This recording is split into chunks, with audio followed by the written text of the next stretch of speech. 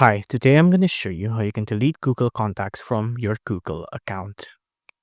So right now I'm at the official contactsgoogle.com website. So it's contacts.google.com. And you can see I have an example contacts here set up. Now, the thing you just need to do if you want to delete this account, you just have to hover over it and you'll see there's a play button here. You can click on more actions and then you can click on delete like this, right? And then it'll show something like this, delete from contacts. This contact will be permanently deleted from this account after 30 days.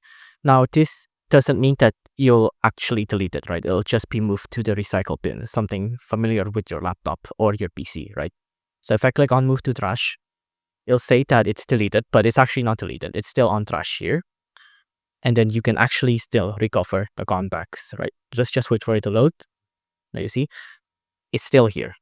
You can click on recover here if you want to. But if you want to permanently delete the contact, you just need to click on this checkbar here and then click on delete forever. Click on delete forever. Click on continue. And then you'll have to add in your password first. Let me type in my password. And then you'll see it'll be deleted in just a second.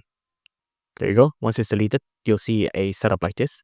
It has been permanently deleted. If you like this video, please consider liking and subscribing.